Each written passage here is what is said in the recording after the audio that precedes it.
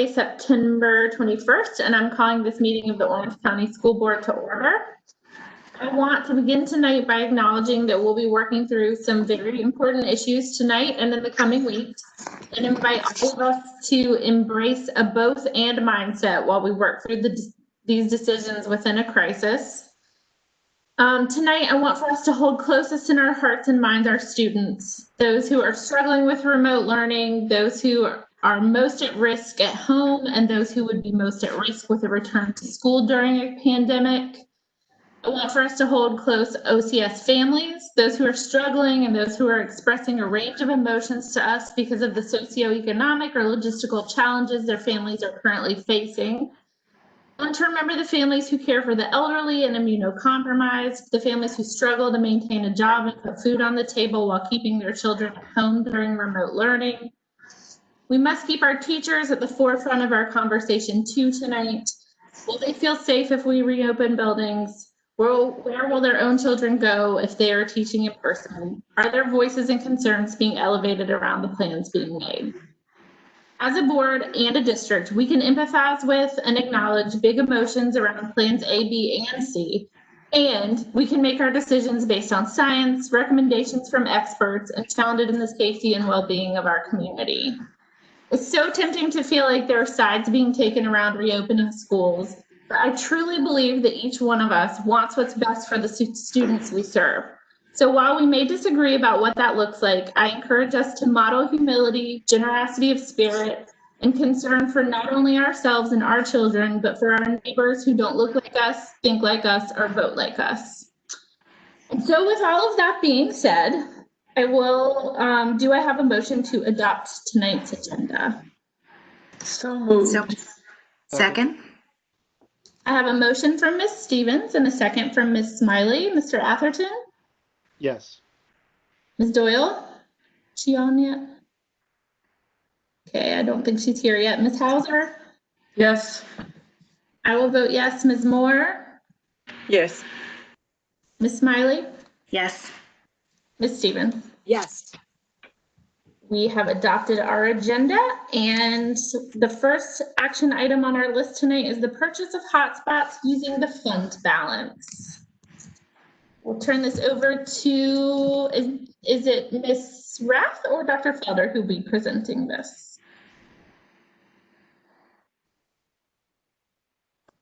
Hi, it will be Ms. Rath and Dr. Dawson. Oh, wonderful. Thank you. Thank you, Dr. Dawson, also. Yes, I was going to say a budget presentation, and we will see it there, but the item that we have before you is to be considered is to appropriate an additional $300,000, which you will see in the budget presentation, for the purchase of hotspots, an additional 600 hotspots, the service for those hotspots, additional docking stations. I'm sorry, I just drew a total blank. And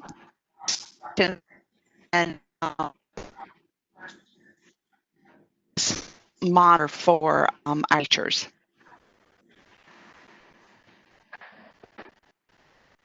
Say. And Dr. Dawson. Yes, ma'am. I'm sorry, Ms. Stevens. I'm sorry. I didn't hear what you said at the end. It was, I'm sure it's a poor connection. Something for teachers. Yes, ma'am. An additional monitor for teachers. Okay. It is being expressed when teachers are in Zoom meetings, and also leading and projecting instructional materials, that they're unable to see the students. And if they were to have a second monitor, it would enable them to be able to have visibility of the students, to make sure that they're engaging and able to interact with them, as also to have visibility of the instructional materials. Got it. Thank you very much. I just didn't hear it. I'm sorry. Yes. Okay. And, Dr. Opportunity to speak. I do know that we roughly have over 400 students and families who have requested a hotspot that we do not have to provide to them. That is why we're bringing forth this request to purchase those so that we can have those for the students that we have identified right now.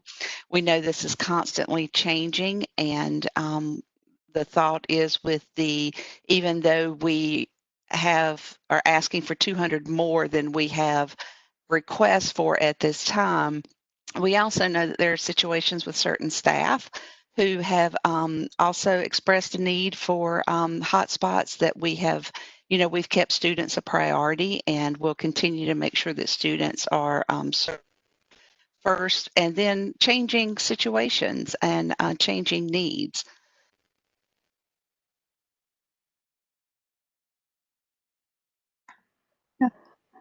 Yes, thank you, Ms. Rath. I just wanted to support that with just to remind everyone, and good evening, Chair Mackenzie, Vice Chair Stevens, and Dr. Felder, and the rest of the board members. Thank you so much.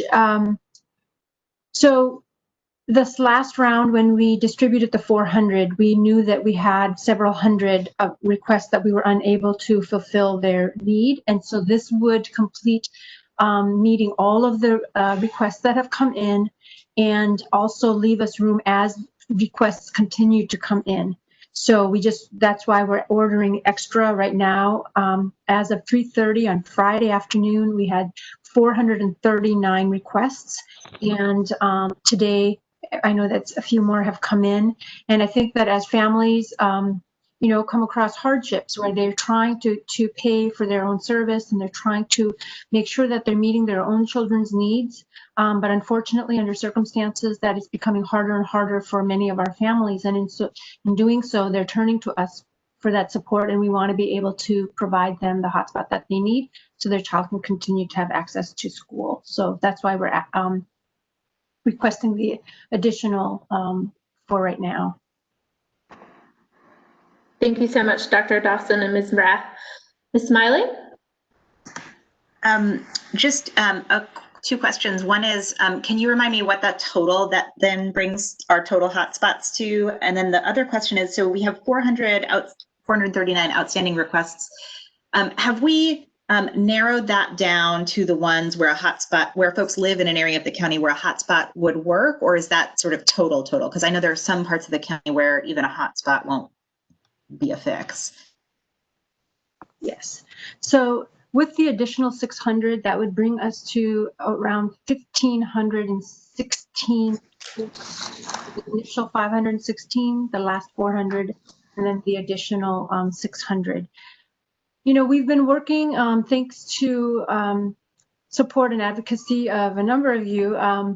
We have, I've been in connection with Mr. Northrup of Orange County, and with a gentleman who is a retired executive from AT&T who has a lot of knowledge and background in this area.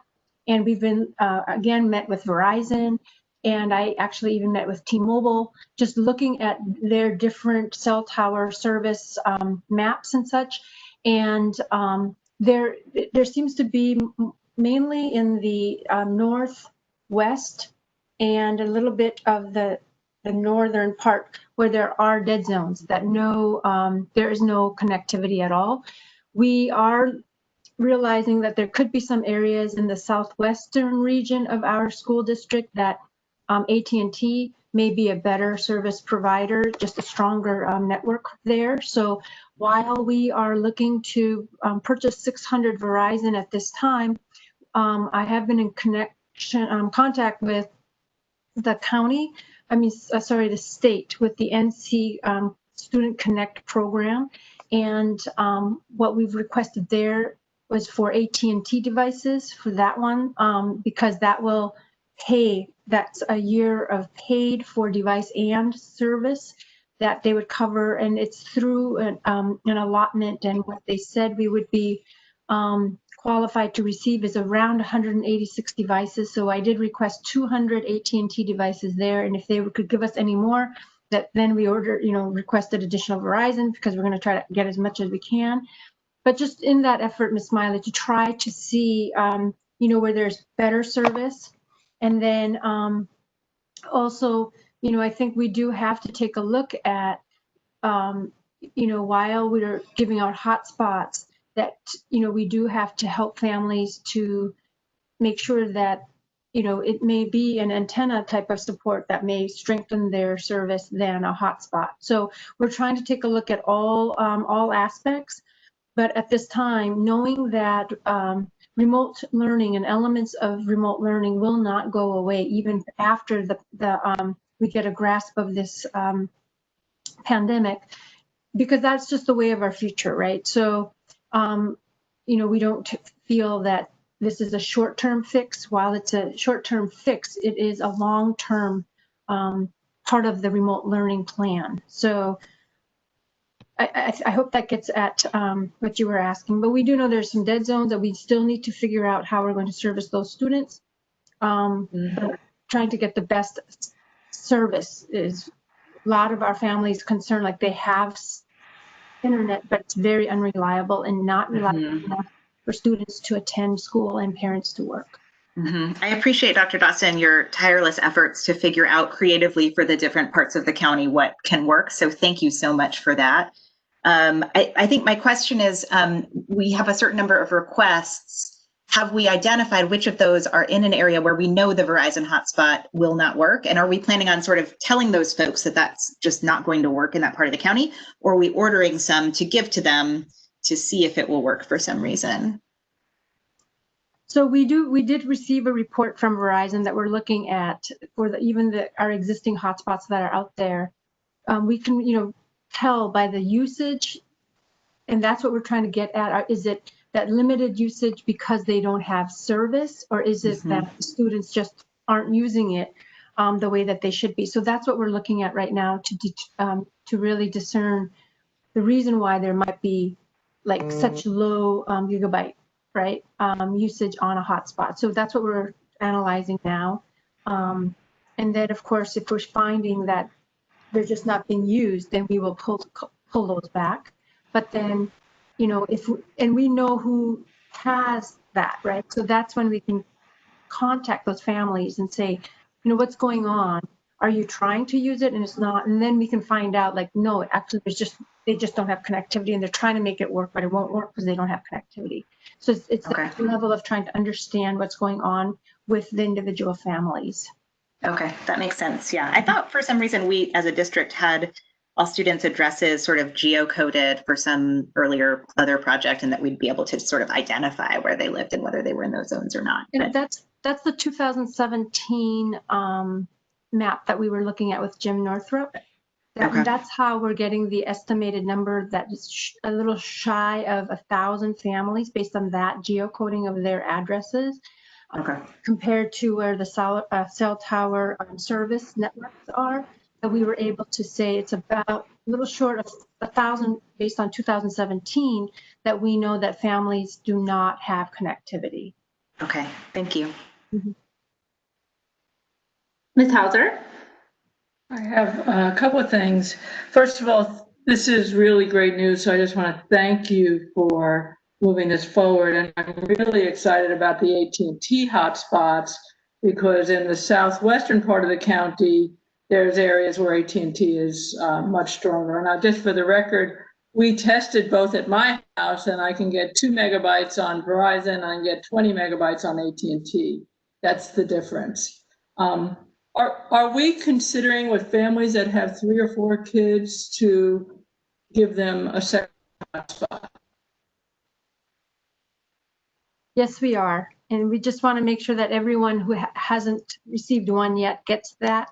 And then, yes, we are considering the next round would be multiple students in families that we'd be considering.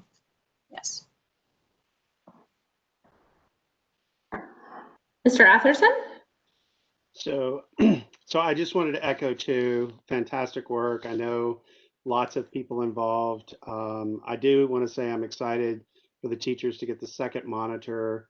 I know a lot are having challenges when they're sharing and saying, can you see? That's fantastic. The only other comment I wanted to make is on the AT&T versus Verizon, we shouldn't look at it as just southern part of the county, because we are going to reach service saturation at some point with Verizon, and simply having an AT&T would be significantly faster, even if there's more coverage for Verizon. So we should be thinking about that as we look at people in more concentrated areas that don't have a choice. So I would just, just recommend, as we look at these AT&Ts and we run into people that may be, bunched together, that we consider sending an AT&T hotspot out there as an option, because we may be hitting cell saturation. Thank you. Thank you, Mr. Atherton. Any other members of the board have comments before we vote on this? Oh, Ms. Doyle and then Ms. Smiley. Thank you, Dr. Dawson. I just had a question with the approximate 1,000 families, or nearly 1,000 families that you were talking about with the geocoding of addresses. That's a pretty significant number. If we have 7,000 students, probably of our students, since there are multiple students per family. So I'm just curious, what number are we anticipating getting that down to out of that 1,000? How many from the different methods that you're working, which I really appreciate that you're taking it family by family. How much smaller are we going to be able to get that number of people who really have trouble with internet access? Thank you. So, Ms. Doyle, while that is the geo mapping of our student enrollment addresses of 2017, based upon survey data where we have actually reached out to families and where families have had the opportunity to reach out to schools to let us know, if they have service or if they don't have service. The last number that I was able to get that I can solidly say touch point from a family where we were able to say, based upon what information they gave us. Now, this is definitely not 100% science, right? This is just based on what information I've collected. About a little shy of 200 is what I was definitely able to get feedback from families where we're saying, you know what, based upon what they're telling us, I know of these families that don't have internet service, they have zero connectivity. Of course, then I'm like, okay, where's the other 800? So, that's where I'm hoping that we can get more of an answer for families that don't have service by analyzing that Verizon hotspot data to say, okay, we've distributed this many. Now we're starting to say, okay, let's analyze the use and the ones that are so low, what's going on, and trying to find, and then finding those families and seeing, are they part of that 800 that, around 800 that don't have service, and just trying to really get at that. So, but I want to say about 180 where I actually have names and addresses associated with those who said, who we've been able to discern that they don't have connectivity, and now we're just trying to find the other families. And that's just being transparent with the data that I have, and knowing that it's not accurate science, right? My question had only been what precisely we're approving. So is it 300,000 for hotspots specifically, or is that to cover hotspots plus docking stations and monitors? What do we need a motion for? I can chime in to let you know that the hotspots that are on this present, it's 90,000 for the additional 600 hotspots, and then 81,000 would be for the service. So the total fund balance appropriation associated with just the hotspots would be 171,000. Thank you. And so, Ms. Stevens, Yeah, I'm sorry. you. Well, and then you can make your motion. I just wanted to acknowledge Dr. Dawson, and I know that didn't happen in a silo, and everyone else, for all of the work that they're putting in. I very much appreciate all of this, and the fact that the additional monitor for teachers, that's a real plus. I know it's because look, I'm not even teaching a class and I need 2 monitors during the meeting. So, and most of us do. So thank you so much, Dr. Dawson and everyone for all that you're doing to make this happen. Thank you, Ms. Stevens. I just wanted to comment, if I may, that the presentation that we will have for the final budget, a component of that is also the rest of the funds to make up the $300,000 that I had already mentioned. So I apologize for the confusion there. But the intent tonight is for a total fund balance appropriation of $300,000, of which $171,000 is the hotspots and the associated service. And if I could just say one thing, thank you, Ms. Rath, and Ms. Stevens, thank you, and thank you for acknowledging that this has been absolutely a team effort, including members of the board. I know that Ms. Hauser has really helped me connect with people, and the letter that the board, Chair Mackenzie and Superintendent put forth has brought people to us, like people even through like NC Connect, and having connected there, that person saying that they've spoken with staffers, in the governor's office, it's because of, I think, all of us, and especially the advocacy from the board and the superintendent that is bringing attention to our district and saying, look, we have a need, and they're doing what they can to try to help us. So it is definitely a collective effort, and thank you to everyone. Yeah. And Ms. Hauser. Ms. Stevenson, how about you say what you wanted to say, and then Ms. Hauser? Sure. Just as we're clarifying what you're looking for approval of, I want to be sure, is the 171 all with one vendor? Is that something that you already have a bid for or contracts for?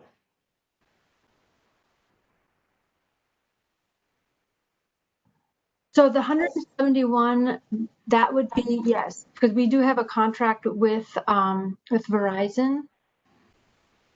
Yeah. So would we be expanding a contract we already have, or is this a new? Expanding a contract that we already have. Okay. Yeah, this would not be a new contract. Okay.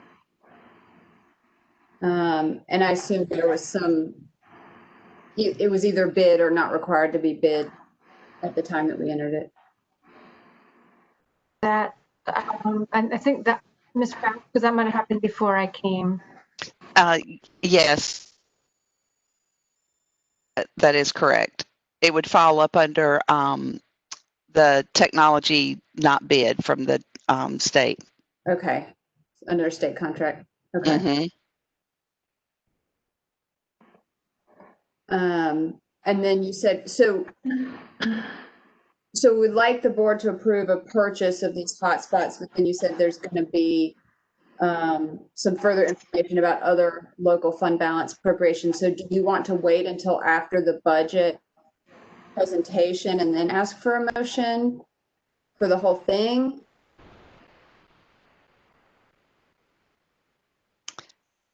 We can do that at the pleasure of the board. I guess since this was a specific item and this was something that I think we need to act on quickly, I am in support, if it's the pleasure of the board, to approve this separately for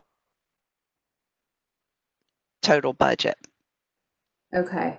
In which case, I guess what you would need to proceed right away with this is a motion to approve a purchase of hotspots from Verizon as presented tonight. Utilizing fund balance, a fund balance appropriation. Okay, perfect. Thank you.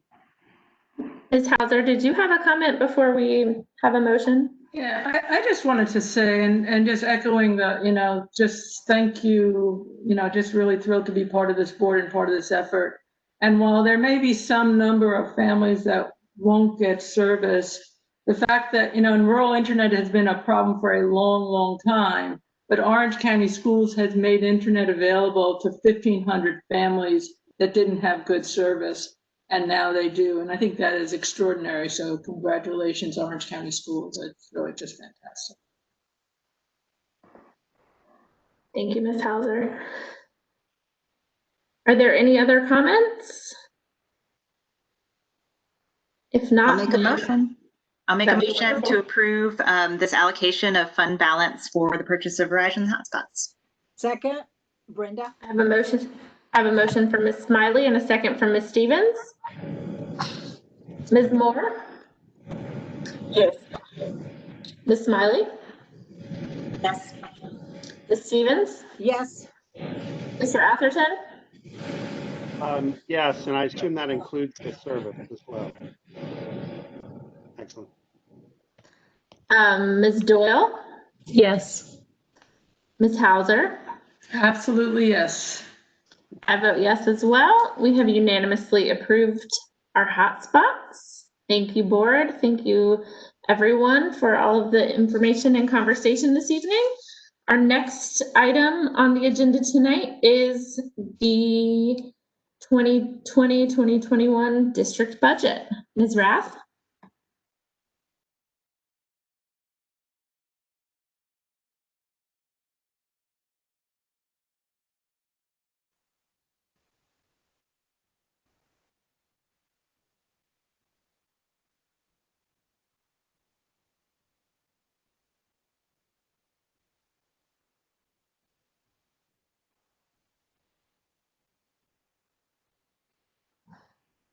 We are getting things set up, everyone. Thank you for your patience.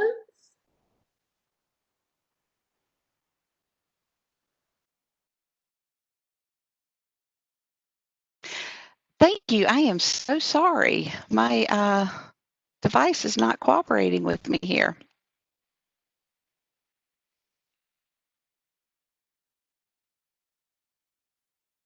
Screen, and you can see this now, and everyone can hear me because I can't see you. All right, so before tonight, we are bringing for a discussion, and this is not an approval item tonight. We will present this again at a forthcoming board meeting for final approval of our final 2020-2021 academic budget. Here are the components of our budget that we have at this time. We have received state funds in the amount of $48.3 million. We have received those in allotments through the Department of Public Instruction. We have been identified as receiving $2.1 million of CARES, coronavirus relief, and GEAR funding, and those sources are from state and federal. Our local operating budget that was approved by our county commissioners is $35.8 million. This budget includes $2.2 million of fund balance appropriations that we will go in greater detail later on in the presentation. $3.4 million for federal, primarily our Title I and our IDA budgets. It does have some CTE, but those are the planning allotments that we have received for the federal budget at this time. And then there's a component of $3.3 million that is our restricted fund. This is our fund that are for specific grants that have that are designated for a specific source. For example, our nurse reimbursements are here. Our NC pre-K is captured here. We have our Medicaid and reimbursements also flow here. And then any specific grants that the school system receives for specific purposes. For example, the Borough's Welcome Engineering grant, that is also captured here. That budget to $95.1 million. Other components of our budget include capital, school nutrition, as well as the supervised learning labs. Capital comprised of our capital improvement plan, our bonds, our deferred maintenance. This is our pay-as-you-go money, is $33.3 million. Our budget for our school nutrition fund for this upcoming academic year is $2.2 million. And we have a placeholder of our supervised learning labs of $200,000, and we'll talk about those in greater detail also later in the presentation. That brings our total budget to $130.7 million. So now let's talk about each of these pots of money in a little bit more granular detail. See here, we've kind of set up a table to hopefully provide you some meaningful information of where the largest cost drivers are in each of these funds. That was kind of what designated the categories in that first column, is based upon what were our biggest cost drivers of our total budget. The hope here was to be able to give you some visibility to see what is driving the cost in each of those categories, and be able to give you a little bit more granular detail. Of course, I'm not going to read this off verbatim, because I don't want to bore you guys to death. But I think it's pretty self-explanatory about the first column is the state funds. That's what we've received in our allotments. The local column represents what our county commissioners have appropriated with our $4,367 per pupil. The federal represents those federal allotments that we've received. The is Fund 8 specific grants. Then we noted here the COVID funding to actually show where those COVID funds are lining up in these categories right now. Fund balance to give a picture of how those fund balance is lining up to those categories, and then providing you a total of the $95.1 million. Of course, this does not include capital or the school nutrition or the supervised learning labs. Again, we will detail as we get on into this presentation. I'll give you a few minutes to see if you have any specific questions that you would like to ask. I know this is a lot of information. Just again, pointing out operations in this category here, we included maintenance, human resources, finance, policy, leadership, and public relations. That comprises a total of $12.4 million of our total budget. Our personnel costs, as you can see here, comprise a total of $58.2 million for each of those funding sources. Exceptional children, 10.2, technology at 2.1. I broke out charter schools here because that is a significant cost in our local budget. And I did want to point out under the COVID funding, and part of the federal funds that we received from the CARES Act, we were required to designate what is termed as a fair share of those funds that are to be shared with private schools. And so that's what that $38,000 represents there. Our transportation rounding us out at 3.1. The all other category, what's included there are things like textbooks, library books, instructional supplies. There are in the local budget some things, our athletic grants as well as our band grants. Any contracted services that do not fall in the exceptional children category, technology, transportation, or operations would also fall into this all other.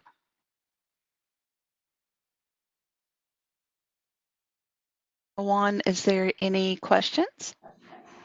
Mrs. Smiley? It's not a question, just a clarification I thought the rest of the board might like to have, because we talked about this a bit in the budget committee meeting. is that the exceptional children category, if I'm correct, Ms. Rath, so correct me if I'm wrong, also includes some personnel and things like that. So there's that funding flows in differently from all these different sources, and that's where the 58 million is not all of our personnel in the district. There are actually some other personnel for sure there, and possibly in some of these other categories. Yes, thank you so much for bringing that out. The exceptional, like for example, exceptional children, technology, and operations, those encompass the total cost for those areas. So that would include personnel. The same would be true for the technology, for the transportation, as well as the operations. Thank you so much. That is a very helpful clarification, I think, for the board and also those listening. Anyone else have comments or questions before we move on? I don't see any. Okay.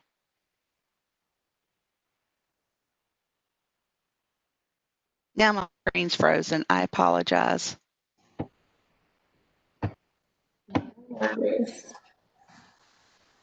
So the next discussion point here is to just talk a little bit more about our local operating budget and our fund from our county commissioners. A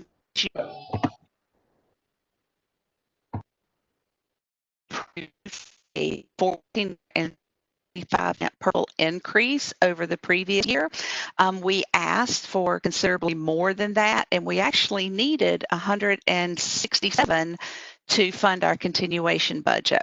Our continuation budget did include salary and benefit increases for staff.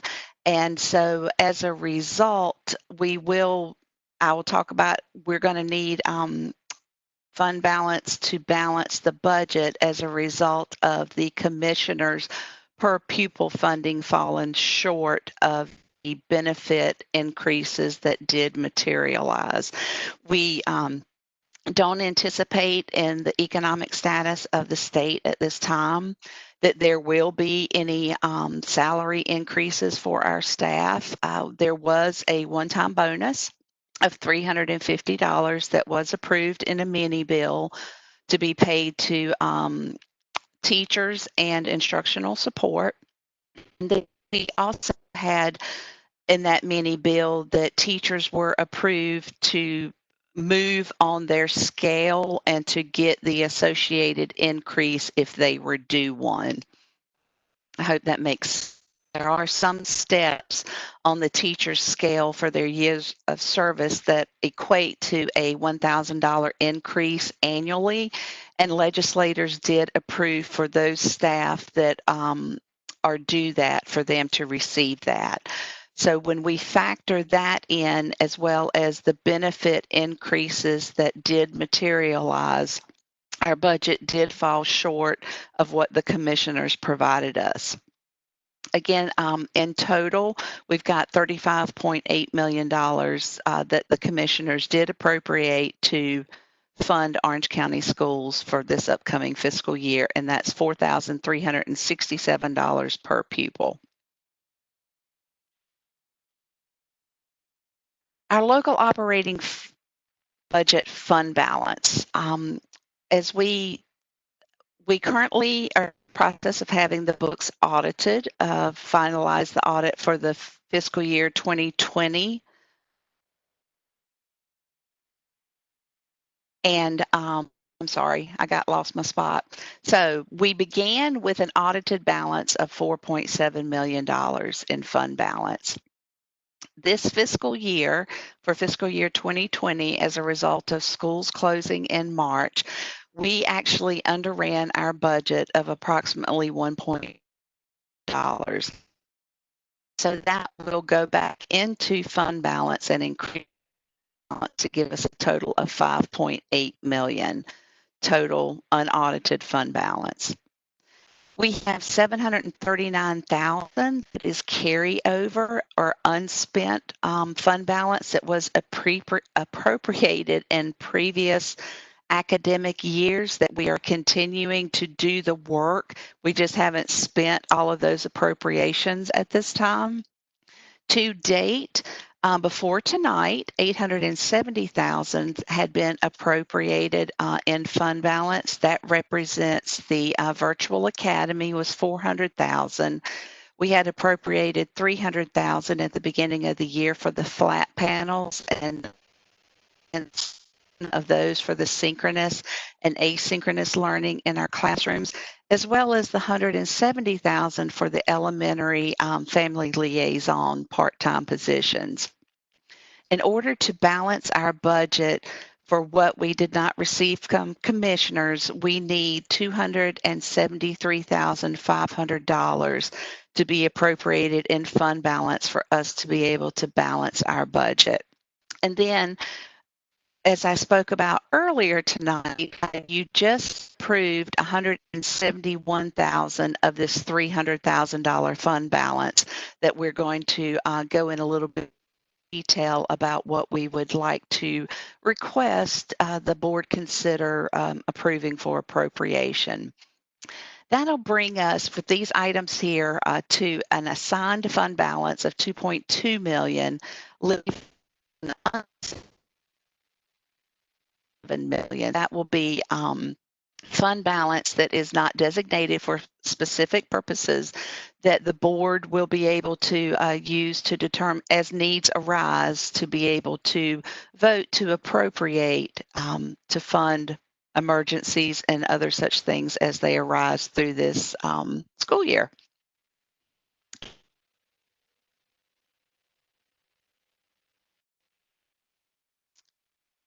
Okay. This slide is just kind of showing you what our unassigned fund balance is in comparison to our total fund balance. And as you can see, it did decline in the 2017 timeframe, but our unassigned fund balance has increased since then.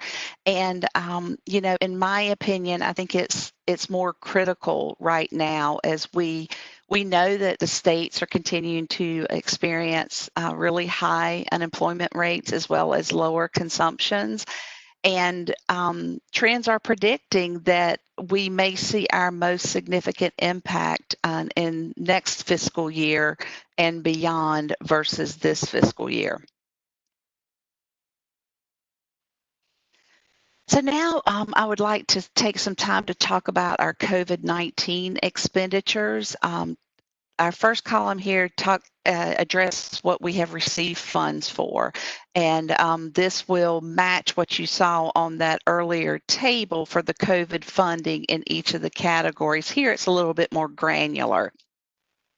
Our middle column there are some of the unfunded expenses that we have had as a result of COVID-19 that we've already spent. Some of those were fund balance appropriation, and some of those we've already just utilized local budget that was already available to fund those items.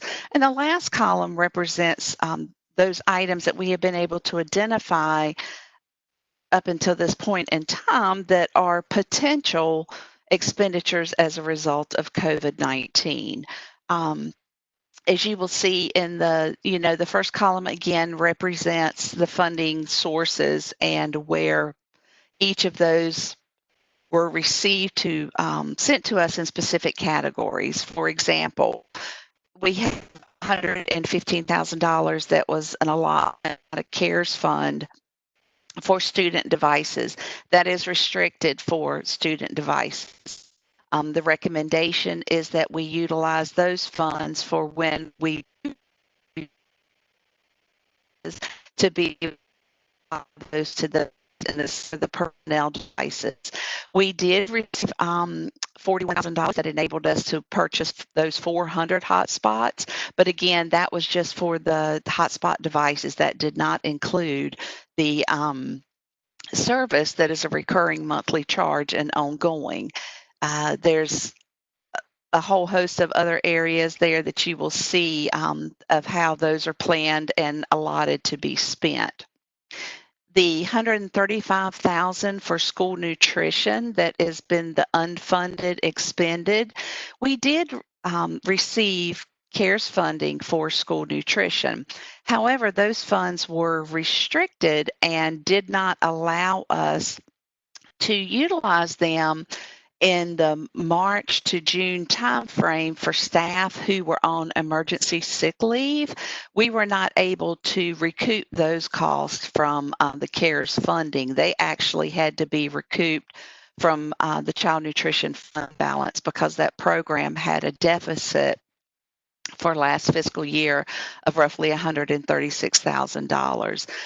The flash drives that were purchased to be able to provide students assignments and curriculum versus paper copies, the rentals of the Chromebook devices, the cameras that needed to be purchased because the devices that our teachers had did not have cameras, and they needed those to be able to provide that face-to-face instruction with their students. The service for the 900 hotspots that we currently have already is projected to be $107,000 for this fiscal year. We had to purchase Adobe licenses for being able to operate in this remote environment that was roughly $22,000 to be able to accommodate large gatherings online more securely that required a Zoom large meeting purchases, and then of course the virtual curriculum. So roughly to date, we have spent almost $900,000 that was not funded through the funds that we had received through CARES, coronavirus relief, or either the governor's GEAR funds. And the final column there addresses those unfunded expenditures that we know or that we know are that are potential. The supervised learning labs, that represents phase 2, which is at the Pleasant Green United Methodist Church. One of the items that I mentioned in the earlier fund balance appropriation was the 600 docking stations to be able to allow all staff that are receiving a laptop to actually have a docking station. You approved the 600 additional hotspots as well as the service associated with those. $85,000 is part of the $300,000 fund balance appropriation that we hope that will be approved and considered for those 660 teacher monitors for them to have a second monitor.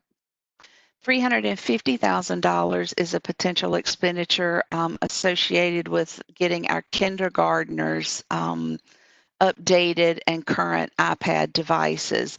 Of course, the $200,000 represents the discussions that we have had previously regarding outside structures to be able to provide a place for students to be able to social distance and get outside for lunch or other type activities. And so that brings our unfunded potential at this point in time at also almost $1 million. We do know that there are other potential costs associated or could be with building ventilation. We're also contemplating and considering that there may be a need for additional staff for cleaning as well as to monitor the internet hubs that have been stood up for families to be able to have internet access. The staff that are currently manning those areas for us are our operations staff. And, you know, when we do make the transition back to Plan B, those staff will be needed to drive our buses and perform our cleaning in our school level buildings. Any questions? Ms. Hauser? I have a couple questions. One is just the computer refresh is not in here, right? That's budgeted, so is that correct? Yes, ma'am, that is correct. It's budgeted. It is budgeted in a capital expenditure, so it was not we were on track for that, even pre-COVID-19. So that's why I did not capture it here. Good, thank you. Explain the 54,000 here for the supervised learning lab versus the 200, I think it was 212,000 that you had in the assigned fund balance. So what's the difference? Yes, that is a great question, and actually you point out something that probably needs to be updated. The 54,000 just represented phase at the Pleasant Green United Methodist facility, and that just represented the cost, our cost that we have right now for the period of time for those students who have committed, for the actual 9 students that have committed, for them to attend because they're not going to be charged, and for transportation to be provided. That is actually the 54,180. The previous slide, the $200,000, incorporated the costs associated for when we stand up phase 3, and also if we open another external facility such as Pleasant Green. Okay. And then third question, this may be the wrong time, but I haven't seen anything about instructional support or additional costs for instructional support resources. So is there a plan to look at that and say, do we need, it could be tutoring, it could be more teachers or TAs. So are we planning that? You are so good at keying me up for the next slide. So thank you very much. My pleasure. Yes, there is. That is a great question. And what this slide here is of that $2.1 million that we have actually been designated to receive in the CARES funding. This is a status of those funds and how they're going to be spent. There are additional gear funds that have just recently been identified to the tune of $77,000 that will be coming to us for instructional support. We're currently developing those plans for the supplemental instruction for our at-risk, our students in poverty, as well as our students with disabilities. And, if there's any more information that we need there, I'm sure that Dr. Gammon or some of my other colleagues that are on this call will be happy to assist me in fielding any of your questions. We also, in our GEARS funding, just recently received or noted that we were going to receive $204,000 for health support. So altogether, we are designated to receive $251,000. And we are currently, Ms. Cobb is currently looking at that and actually developing the plan and actually negotiating a contract for that health support for the social and emotional support of our students. So yes, thank you very much for asking that question, and there are funds that are designated for that.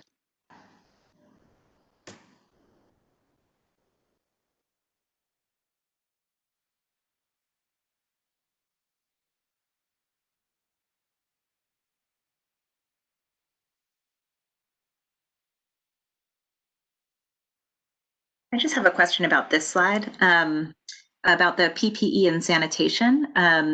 So the rest of the funding being encumbered as supplies can be located. Can you talk to me about our supply of PPE and sanitation, and are we finding it difficult to find what we actually need there, or is this sort of a strategic spending as we use things? It depends on a little bit of both. And Dr. Williams, if you're on here, feel free to chime in.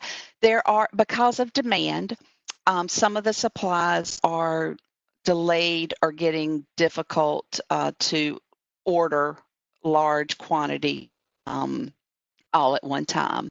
A lot, we're encountering instances where we may be limited on what we can purchase at a time. We are running into those scenarios, for example, with our isolation rooms, where, we're having to stagger those orders because there are limits.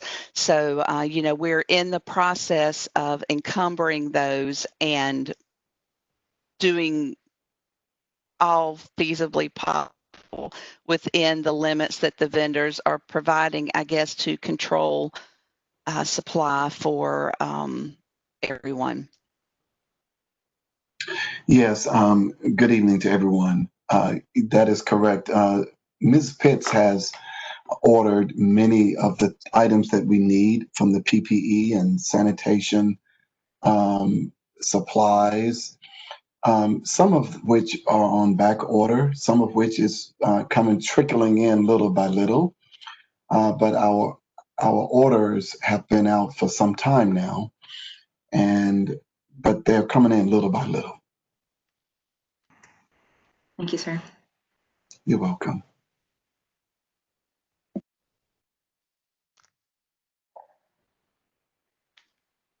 Okay.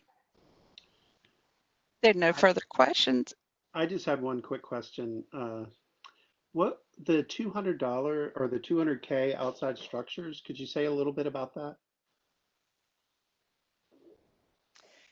Yes, those, and Dr. Williams, if you're still here and also would like to chime, were the gazebo structures that were looked at. I don't remember the exact measurements, but it was a fixed gazebo type structure on each of our schools' property to allow for students to have a sheltered place to be able to go outside and be safely socially distanced, either to eat lunch or study, fellowship, those types of things. I believe it was, accommodate 6 students, socially distanced at 6 feet apart. Is that correct, Dr. Williams?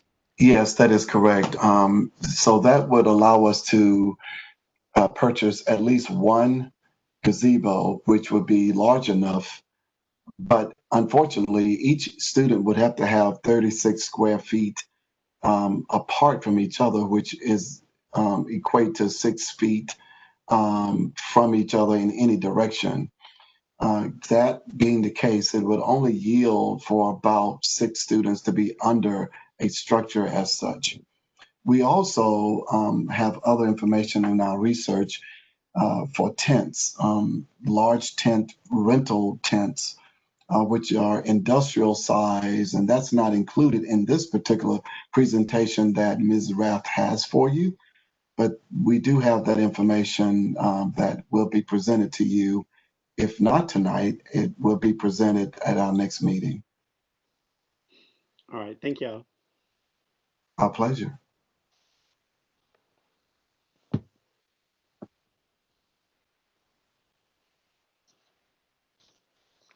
All right. If there's no questions in regards to that, I wanted to take a moment and step back to the $135,000 deficit that we saw in the school nutrition fund. That was an unfunded COVID-19 expenditure.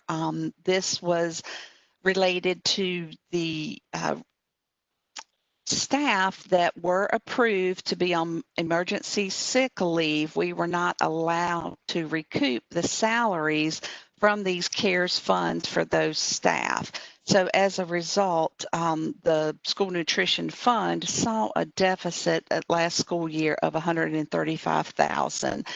The fund has a fund balance before this deficit of about $550,000. Actually, it's 514. I see it now. It's blocked on my screen. That is available that this deficit will be applied to. In regards to how the school nutrition fund is looking for this school year, based upon the extension of the summer feeding program through December, our reimbursements we've been able to keep those high enough where we have been able to actually have a surplus in this fund for the current first quarter, which is great news, and it is greatly attributed to the waiver that we received to be able to continue to operate under the summer feeding program.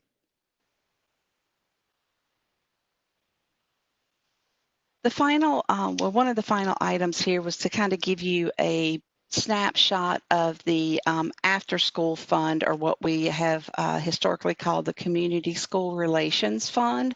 For the 2019-2020 academic year, there was a little bit there of roughly $16,000. And the reason that program did not have a larger surplus is all of the refunds that were have been issued for families who paid ahead for the after school program. Those payments were returned to them. And so as a result, with not being operating that program, we did have I think it's fair to say that that program broke even last year, which is great. They also do have a fund balance available roughly to the $568,000. However, that will be available and could potentially be used for the supervised learning labs if the board chose to do such. For this fiscal year, this fund currently is operating in a deficit. The expense that is here is representative of a few of the overall program personnel costs that have been accumulated there for the first quarter. And as we pointed out on the previous slide, our current deficit for the first quarter will roughly bring the fund balance of this fund down to approximately $500,000. And again, no revenue is being received at this time because we are unable to operate that after-school program. And the final item to touch on here is the supervised learning labs. This represents phase 2. The Pleasant Green facility that actually opened up today. The weekly cost based upon the current we have is $6,020. In the event that all 20 spaces are filled at this facility, that total cost would increase to $8,020. And that's associated with being able to transport those additional students. Right now, we're able to transport those that have committed on one bus with one bus driver. If we go to our maximum capacity, that will need for us to add another bus and another bus driver.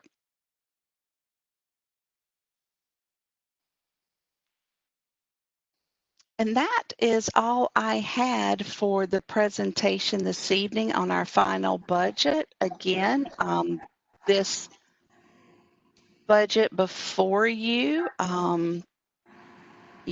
you will receive at a later date a budget resolution that, so if the board chooses to approve, would be for $130.7 million. And I'm happy to take any questions. Ms. Smiley? Just going back to the supervised learning labs and the Pleasant Green phase of this, did you say there are 9 students currently enrolled? At the time that I developed this presentation, there were 9 students that had committed. Yes, and if I may insert, today we had 9 students, so there are 9 students enrolled. Okay, so I know that we have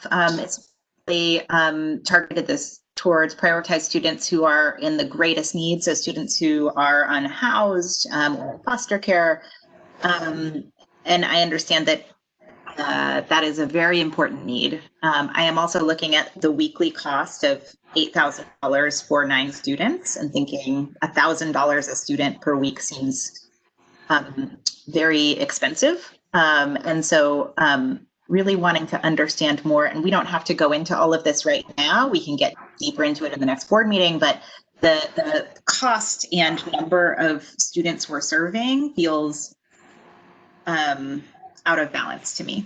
So I just wanted to flag that, and if there are any immediate thoughts about that, that's great. But otherwise, maybe we can just dig deeper into that. Just to point out, if you don't mind, Ms. Smiley, that Absolutely. total $6,000. It would be $8,000 if we were at capacity. Okay. Granted, that still equates to roughly $670 per student. Right. Yes, which is a lot more expensive than the district paying for them to go to an existing facility.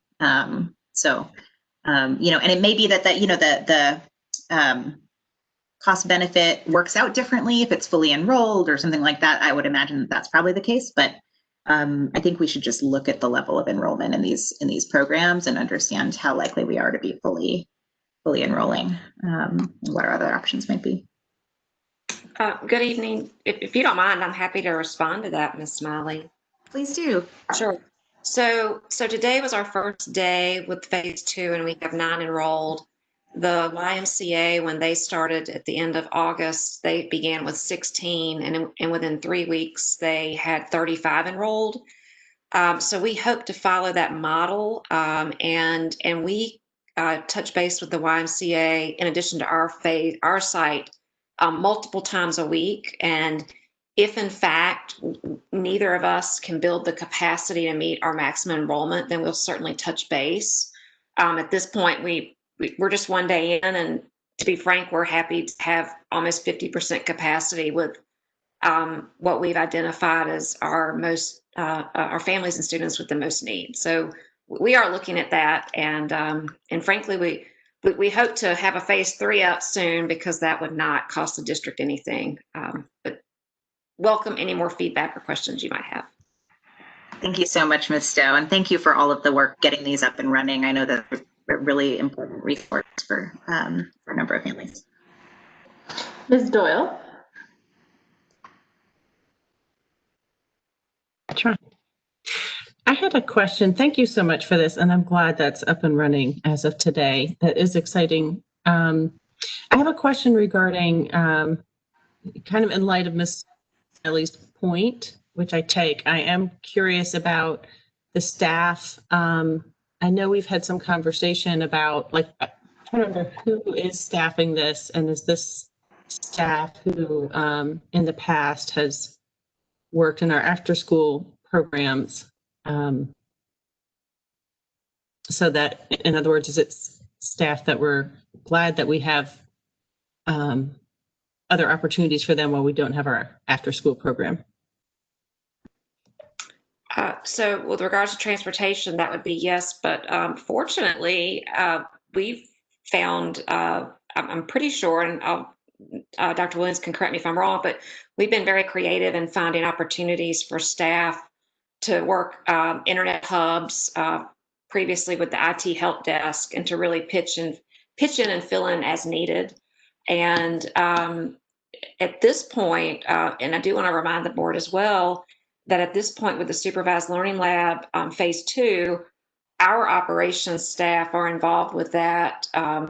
They actually facilitated some videos today of the procedure of entry and what that looks like, because again, as we move to Plan B, we have to scale up, start small, and use best practices. And the Y has been great to let us view their facility and be engaged with that. But it's different when it's yours and you're there every day from start to finish. So our staff are also engaged in the cleaning, the operations, and again, looking at best practices for bringing students back in person. Right.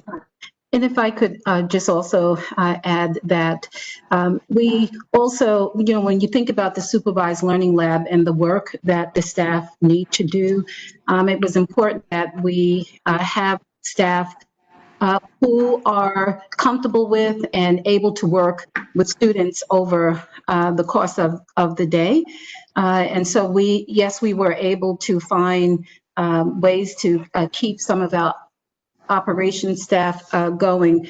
But again, we really needed to be very intentional about who's working with our most vulnerable students. Thank you, Dr. Felder and Ms. Stowe.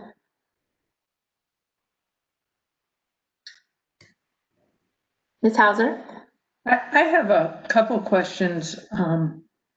First on the Learning Lab, do we have a sense of what the overall need is across the district, and have we met it? As at one point, we were talking about a $200 a week cost for families, and we never did get to a conversation of if we subsidize it, would more families use it? So do we have more families that need the service, and do we know?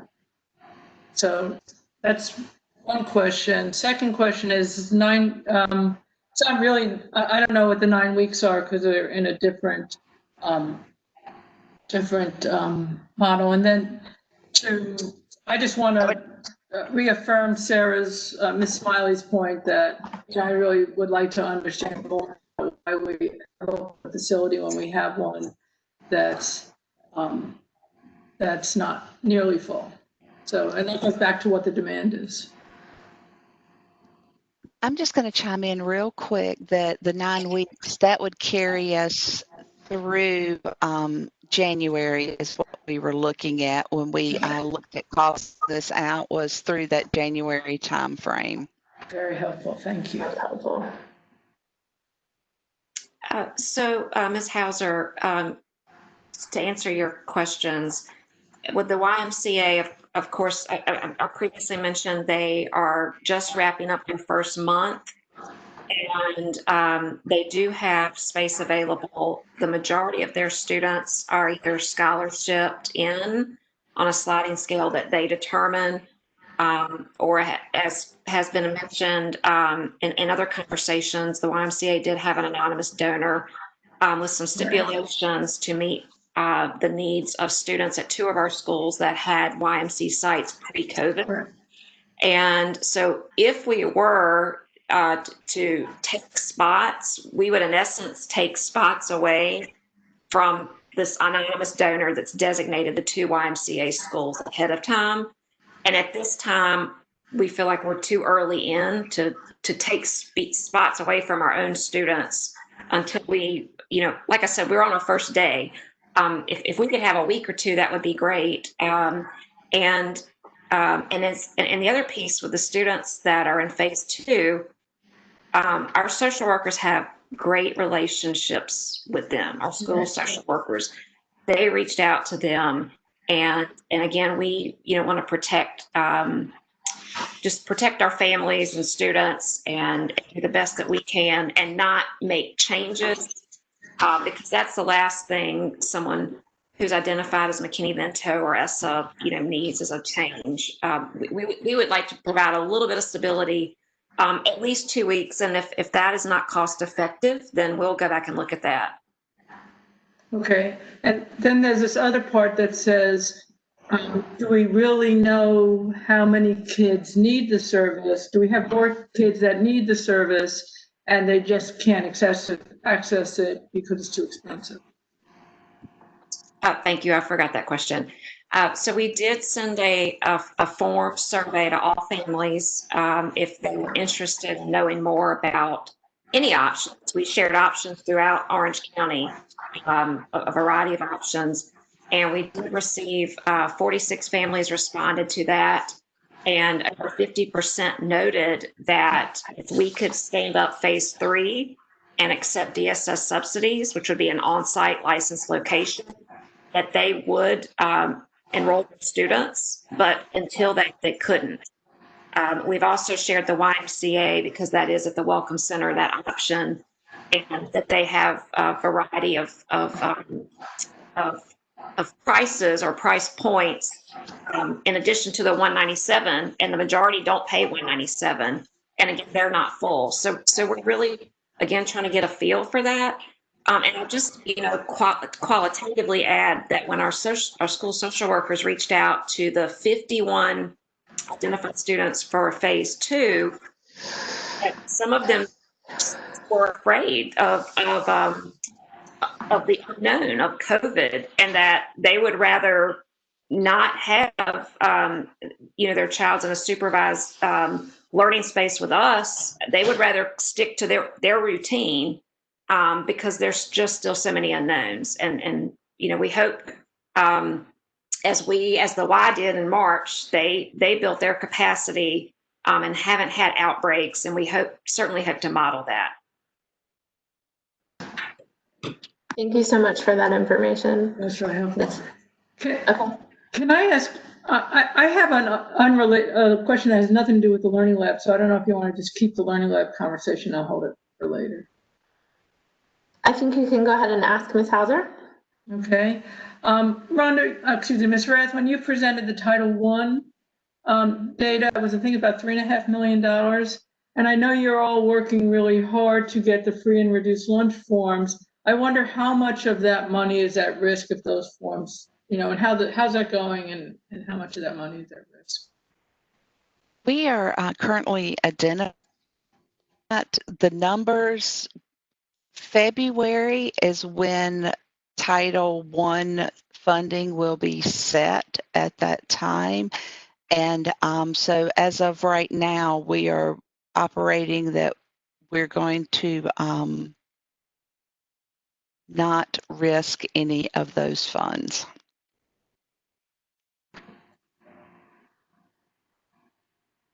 Thank you.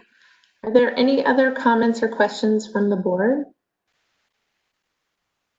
I am not seeing any. Thank you so much, Ms. Rath, for this presentation. It's so clear, it's so easy to understand. I think that it's a great value to the community, and we will look forward to having more of this conversation at our next meeting to approve the budget.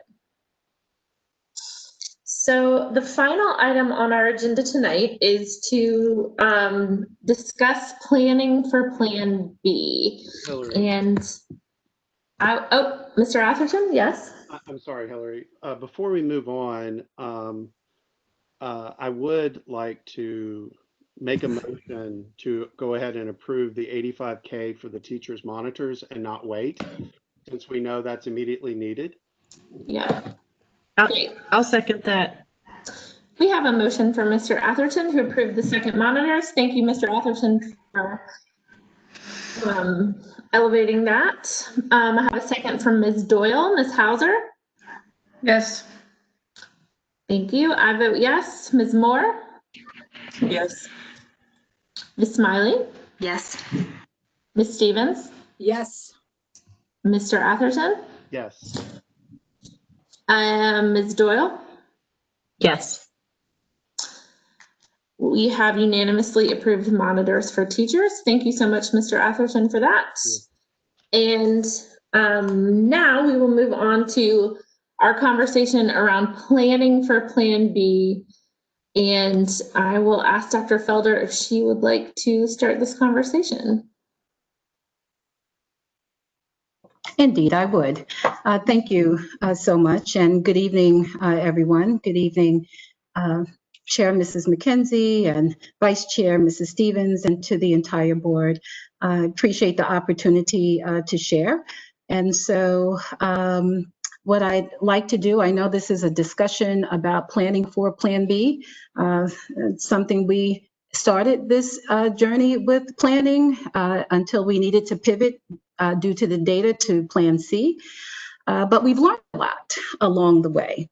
And that, as well as, so there were lots of lessons learned, surveys, check-ins, meetings, subcommittees, emails, solicited, unsolicited, articles, learning from other districts.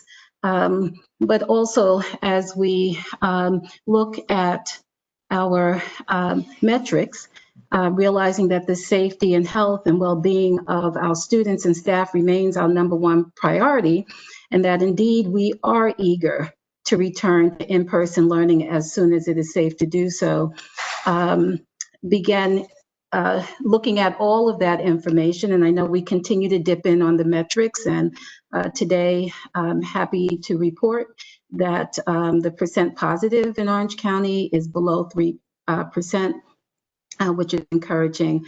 And also recognizing that the governor has given us an opportunity to, school districts an opportunity to go to Plan A, which is more like the traditional model with masks. My recommendation as we consider next steps would be to shift to Plan B. And I just wanted to provide you with my rationale for making or proposing that recommendation. And so what you have in front of you is a document that just, again, it's in draft form. It is still being vetted internally, getting feedback, met with principals today. It was very helpful to get their insight and feedback, doing some more of that work tomorrow. But at any rate, so this document is divided into 5 sections. The first section is the introduction, background, and it just speaks a little to our journey, how we got to how we started on August 17th, the data that we are monitoring through the metrics monitoring task force, where the consultations are with the local Orange County Health Department, the ABC Science Collaborative, et cetera. And so that's all laid out in section 1, and section 2 just provides an overview of a proposed timeline should the board choose to shift to Plan B. This timeline, per feedback today, will be tweaked. And so, but for now, this is about where we are. But what's interesting is if you, as you continue to the next section, which is 3, would be the learning model that's being recommended. And here we are recommending that we maintain the initial recommendation when we first started to plan around Plan B. And so we, if you recall, conducted a pressure test because there were several options that the state gave us under Plan B, and we still believe that an alternating schedule is the best schedule or model. The alternating schedule works for the district because it would mean that we would not have to hire additional staff. It would take a lot more staff to pull off the other options that are available under Plan B. So we agree that, or believe that an alternating schedule will still work, and the alternating schedule that we had at the beginning of this journey earlier around Plan B was alternating week. And through consultation again with the Department of Health, the ABC Science Collaborative, and our own district's Director of Safety and Environmental Health, we still believe that alternating week is best. What we did learn was that while alternating days could now be considered, it wasn't when we proposed that earlier. We were told that given this, the state of the data and what the metrics were showing us at that time, that would not be a good option for us. While they are about the same, according to our health experts, in terms of option, the alternating when it comes to safety and health, because, for example, I understand that if exposed to the virus, symptoms typically don't reveal themselves for about a week. And so in a alternating day scenario where you have students, a cohort of students coming in, say, on a Monday, Tuesday, and then there's Wednesday for cleaning, deep cleaning, and the next cohort comes in on that Thursday, Friday. If, as say the adult has been exposed, that adult would have possibly exposed two groups of students versus one. Also, by way of alternating week, it allows us to the contact tracing is easier. And lastly, there's a cost savings in that we would not have to pay for or spend money on additional deep cleaning over the weekend after that group B, or that a group of students, a cohort of students were in school on that Friday. So I say all that to say that the recommendation would be to maintain an alternating learning model and to maintain the alternating week that was discussed during the first round of looking at Plan B. With regards to how students would be assigned to a cohort, currently we are looking at by last name, so that's outlined here. Realizing that schools will need flexibility in order to help ensure that there are no hardships for families. So there could be children in the same household, siblings with different last names, and that may put one in cohort A, another in cohort B. But that's my dog, and she wants to go outside. So I'm sorry for the background noise. But at any rate, she picks now to want to go outside. But at any rate, so principals of schools will have the flexibility, make shifts that would best meet the needs of their families. And again, we would certainly maintain the 100% full remote, what we referred to previously as the virtual academy. And so, and again, remote learning involves a combination of asynchronous and synchronous learning. And the next section speaks to a staggered re-entry proposal. And so if you recall, when we first started our discussions about Plan B, that was not the recommendation. It was bring everyone back, meaning all of our students back at the same time. If you'll recall, we built in a week for orientation. But given what we know now, again, lots of lessons learned, not only in our district, but across the country. So it is highly recommended that we have a staggered re-entry. And here you see a re-entry in 3 phases. And the rationale for that is that it will provide a smoother transition, enhanced preparation for full implementation of the logistical and instructional components of the hybrid blended model. And it would also allow teachers and staff time to teach students the proper safety. So certainly bringing students back for in-person will be different. It will look different, and what students and staff will need to do in order to maintain safety and health to the best of our ability will require an orientation. And so that will be built in as well as opportunity for staff to, teachers in particular, to plan and prepare for that transition. But here, and I'll talk about that in just a moment, under staggered reentry proposals in 3 phases, and you can see in phase 1, it is recommended that we bring back our EC students in separate setting, pre-K students, our elementary students K-2, and our middle school students in grade 6. And then in phase 2, it lays out who would come back, which students would come back in that phase, as well as in phase 3. Again, this will be revisited in terms of timeline. We got some feedback from principals, so we will be looking at making some adjustments, but this is the current proposal. What won't change in terms of the recommendation would be to have a staggered reentry for our students and staff.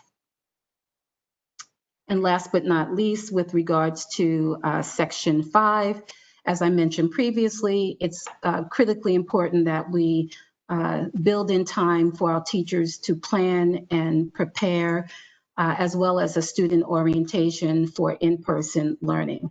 It would not be advised to have a quick turnaround on that.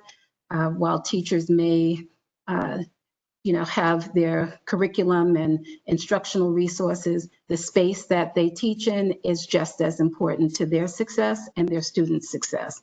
And so we don't want to shortchange them on that opportunity. And so the recommendation here would be that teachers have a minimum of 3 days to plan and prepare. And that would be a minimum. We, in speaking with principals, shared that they would have the flexibility to work with teachers to provide more time, as long as it doesn't negatively impact instruction. So for example, if I'm a science teacher and I need to set up my classroom in a certain way, and I may need more than 3 days worth of time, a principal could work with that science teacher, perhaps students in terms of their asynchronous part of Plan C, may be able to give that teacher an additional hour here or there while students are working asynchronously, or another teacher work with those students to enable that teacher to get into the building to start prepping their classroom and preparing their labs sooner. So it will be critical, and hence the recommendation for teacher prep and planning time. And as I also mentioned previously, it's going to be equally important that our students have an orientation, and the orientation will focus a lot around those 3 W's. The wearing of masks, which would be required, hand hygiene, and being socially distant.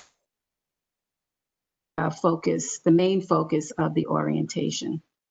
So that concludes the recommendation for recommendation at this time, proposed recommendation with regards to returning for some in-person learning through Plan B alternating week. Are there any questions? Thank you so much, Dr. Felder. Ms. Stevenson, did you want to say something first? So I'm trying to get outside, but okay. I just wanted to note that this is an information item and not for action tonight, since it wasn't part of the notice. I think the superintendent is looking for feedback on what you would like her to bring to the future meeting, but no action tonight. Yes, I appreciate that clarity. We just need to do some planning and make sure that at the next meeting, staff is prepared for everything the board is going to need in order to make this decision. So Mr. Atherton, if you would like to start us off. Sure. So I have about 3 pages worth of stuff I would like to ask, but in fairness to everybody, I'll just limit the first pass. So on the phased approach, I would like us to look at a little bit of changing on the phased approach, specifically with the juniors and seniors in CTE. The reason for that is a lot of these classes that students are taking, such as welding, planting, woodworking, you can only learn so much in a book before you need to. So I would like to request that we reach out to the principals to talk about specific CTEs to see if part of phase 1 we could bring in some of them, small group, of course, but the CTEs, especially because a lot of students are looking at career transitions. So if they could get the opportunity, especially as seniors, to do that, I think that would be very valuable to our families. The other one, so these are going into more questions, and I know that we don't have all the details here, but Dr. Felder, have y'all talked about having a required COVID test before we open schools for anybody in any of these phases? That we have not talked about. Okay. Required COVID tests. Okay, so I'll just list these as just thoughts or concerns, and that way you don't have to answer them, but Okay. be prepared, I guess, for them. So one was the COVID test before entry, and the second one is us looking at acquiring rapid testing while in school so we can have these testing ongoing to ensure, because we know all the asymptomatic, you may not have a fever, you know, is there a way that we can get these testing? I do know colleges that are using rapid testing to confirm the safety of the students and staff. So I would like us to at least take a, you know, some plan on that. The second one is the details on when somebody is sick, just kind of what we're expecting. And this is mainly for staff and families to know, you know, whether you're a teacher, a staff, a student, the isolation requirements, other family members, quarantine, mandatory testing if they exhibit certain symptoms or if they fail one of the rapid testings, for example. Childcare and support for teachers. Ms. McKenzie mentioned this at the beginning. I think it's a wonderful thing for us to make sure that we understand it and how we can support that, especially with so many teachers that are parents as well. That's something that we discuss and are would be something we would consider. Yeah, so some of the items that you're mentioning are things I didn't speak to, but have been discussed. Okay, and that's why I'm just going to list out a couple of more, and then I'll Please do. release it to Will you others. send But the rest? yeah, I will Yeah. type this up. It's all. The next one is improvement in ventilation, not to be the state minimal, but to get better ventilation in the classrooms to where we have a comfort level that we're far exceeding the expectation.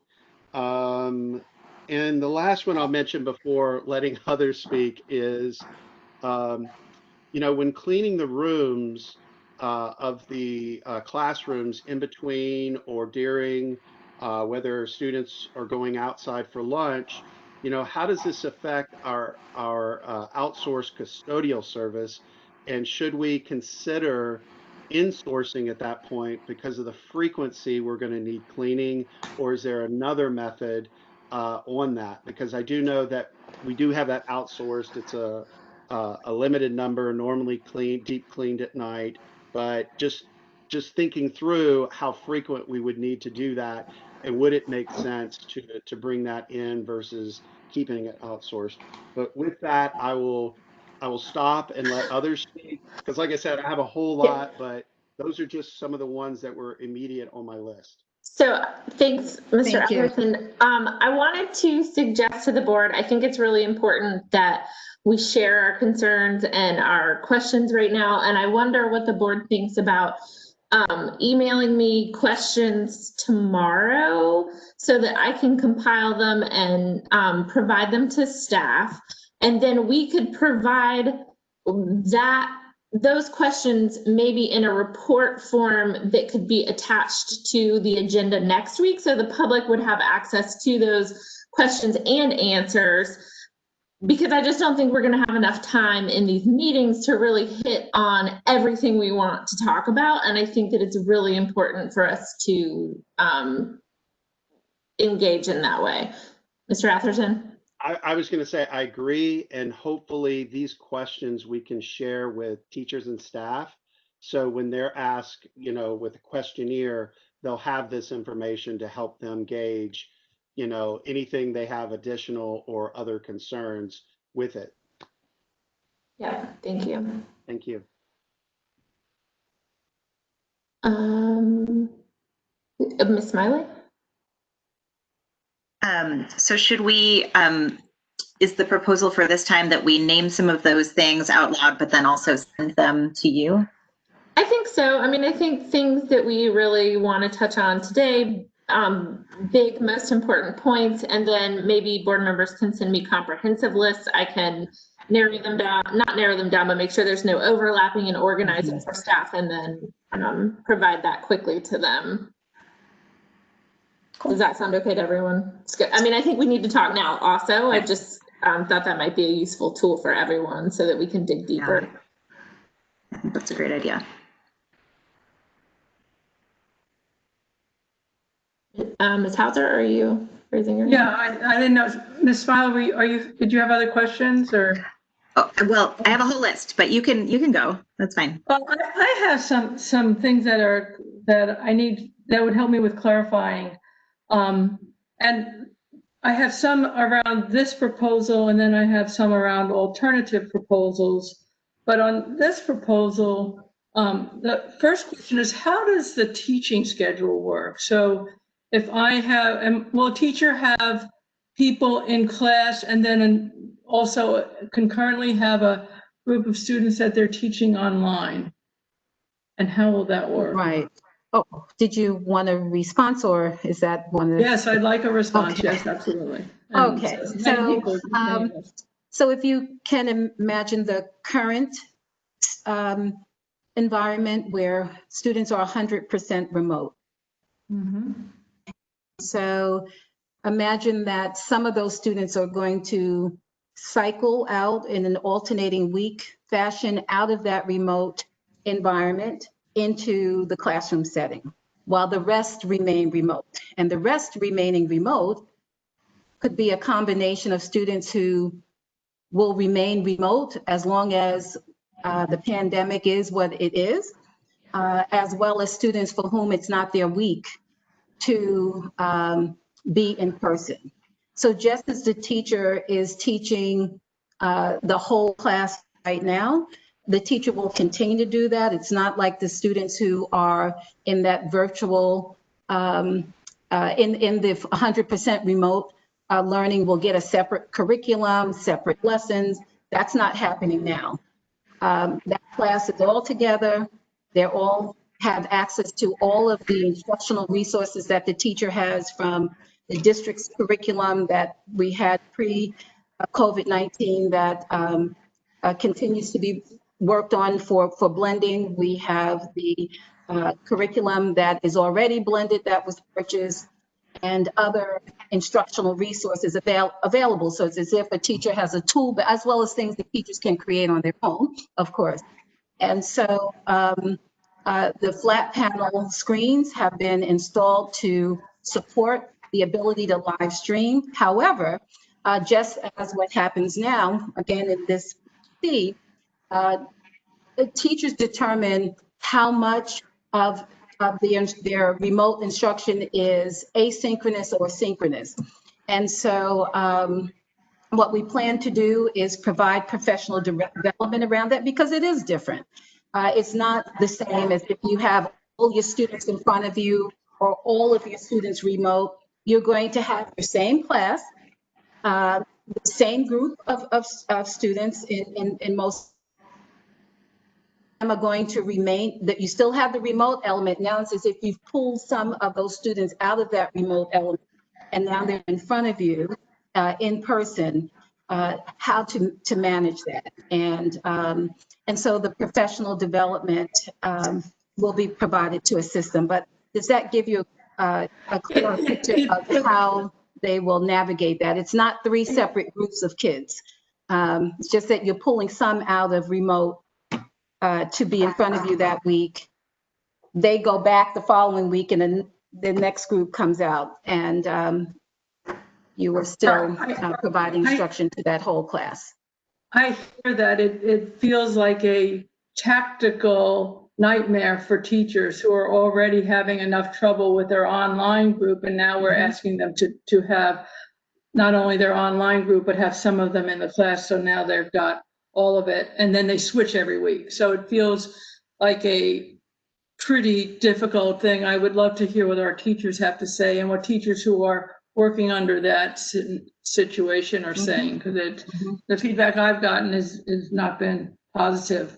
On the schedule, so on the schedule, and again, this is on this proposal, it shows that week 1, we do phase 1, and week 1, we're doing phase 2.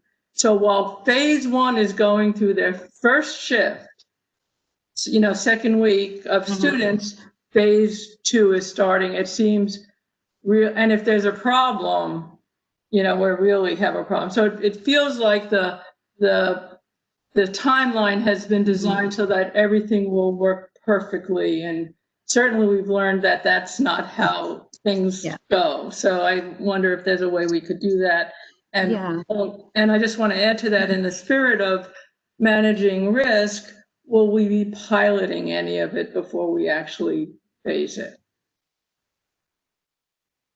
So piloting is not part of the present recommendation. I can say that. And with regards to timeline, as shared when I was presenting, that is something we're going back to take a look at. In fact, there's a group meeting, I believe on Wednesday, to revisit that timeline and perhaps put more space into it. So again, this is just the draft, and the feedback that we received from principals is that, can we revisit that timeline? And we are, with their support. Great. My other questions are about other alternatives, but I don't know if you want me to keep Bonnie, how about Ms. Hauser? Why don't we let some other folks take some broad strokes, and we can come back around, and I think we all have tons and tons of questions. So if you're okay, I'll come back to you. Thanks. Ms. Doyle? I have a question around the teaching component, and I'm trying to imagine also how this would work, and I can imagine that to some extent it would vary by grade. So for example, if I'm teaching a high school chemistry class, it'd be different than if I'm teaching second graders. I'm curious, Dr. Felder, if you know already. So if someone's teaching a high school chemistry class and there's acid-based labs that week, you could be having your students at home doing more sort of independent work, or some combination of that, and the students in your classroom are doing something around the lab material, and you would literally be almost alternating content between the two groups of students. Whereas I'm imagining with teachers of younger students, you might literally be trying to manage a little bit more both groups on the same material at the same time. I don't know if that's accurate. That's just something I've wondered. No, you are absolutely spot on. There are a number of ways to get at it, and the way that you described is certainly one. I mean, you could have your students who are remote. Maybe they start with the whole class in a whole class meeting, and then they have assignments that they need to work on independently, or you can put them in group remotely to work on what they need to work on while you're working with the students in front of you. Then you circle the kids that are remote back in for a whole group closure. That's certainly one way to get at it. You can do just the opposite too. You can have the kids who are in front of you working independently while you are giving your full attention to the students on screen. And I know the way that I'm describing it makes it may sound very simple. It's not.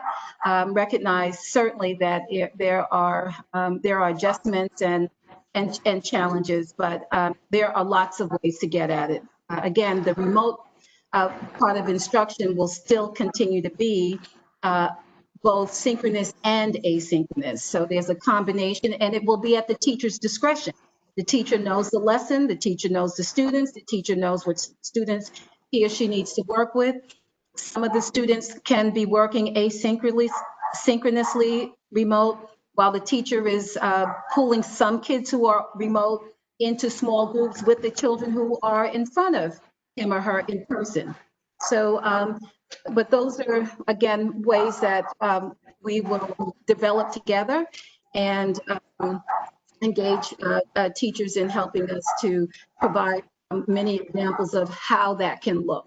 But ultimately, is as it is now, at the teacher's discretion, knowing what their children need and how best to work with them in both an in-person, remote, asynchronous, synchronous environment.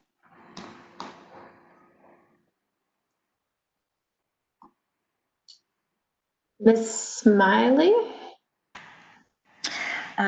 Just a reaction to that last thing before I share some reactions and questions. I'm thinking about how valuable I've heard from a number of teachers the blueprint courses were as sort of a base. And while I know that it'll be up to individual teachers to sort of customize that synchronous, asynchronous, I do think to the extent, I suspect that to the extent we give people a playbook of like how to handle the 2 alternating weeks, that would be appreciated. But I guess higher level than that, I think it's really, really important to be bringing in teachers to plan this.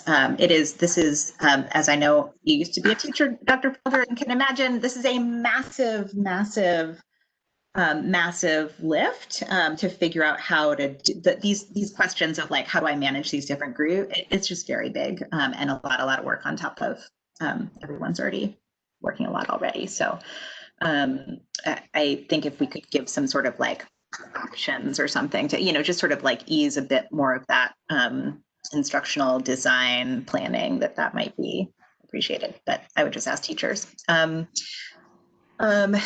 terms of the plan overall and the recommendation, I thought it might be helpful to share some things that are on my mind as I think about potentially getting a recommendation and making a decision to go into Plan B, some things that are on my mind. So we have the health metrics. Mr. Atherton brought up earlier the question around ventilation. And to me, the questions around ventilation and indoor versus outdoor consuming of food, taking removal of masks and breathing for large periods of time in a space, those to me are, if we cannot figure out how to solve them, I have a hard time picturing opening up a full Plan B as proposed. So I wanted to let you know, in the spirit of transparency, that that's where I am, having read the things I have about the importance of ventilation, including, until it was retracted earlier today, the information on the CDC website about aerosols and the importance of ventilation. So those are a couple of things that I think are really, really important for us to solve. I also really wish that we were able to go with a model that allowed teachers, allowed us to first identify which roles in our schools might remote working be a possibility, including teaching, and then giving people the choice of whether or not to return to school. I think that would be sort of maximum. I think that when people are very scared, it is very hard to do your job really well. And so I wish that we were, that is one approach that I wish that we would consider, is whether to make that sort of an opt-in to in-person situation. Staff do have that opportunity. Ms. Cunningham-Brown, are you in the meeting? I think she can provide clarity if you want that now or at the next meeting. Either way, yeah, we don't have to get deep into this particular topic, but I do think there's a big difference between someone identifying as high risk and requesting accommodations for themselves versus their grandmother lives with them and they're worried about it, or for whatever reason they are afraid to go back to work. So I think that there is actually a very big difference between those. And what I'm saying is I wish that we would do the version, or at least start with a version of teachers, because we do have some teachers who are ready to get back in there. And like, I wish that we would start with them volunteering first. A couple of other things. and I will email more of my list. One is I would find it really helpful to understand at middle school and high school how many people students would be or teachers would be in contact with in this model, because I literally don't understand the logistics of how that works. It seems like people would be a lot exposed, and you see the high schools that are open and all the kids are in the hallway. And that seems counter to this idea of small groups. So understanding how we're thinking about that would be really helpful, and sort of how it would work for a high school student who has a more complicated schedule than an elementary schooler. And then the last thing I'll say is well, I have more things to say. I'll just say one more and then I'll stop so other people can share.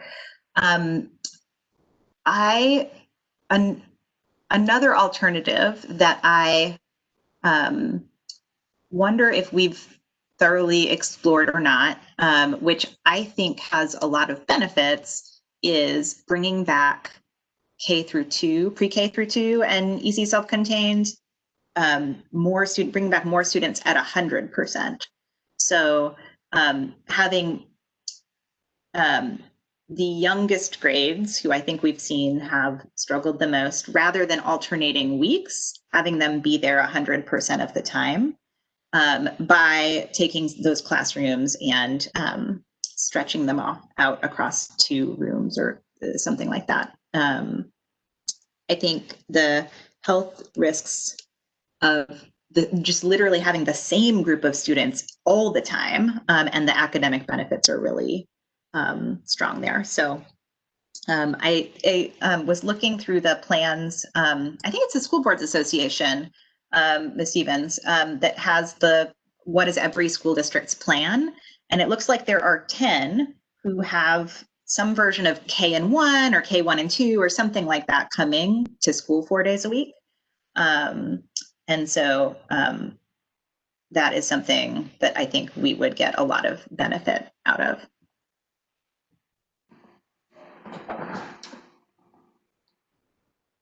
Thank you.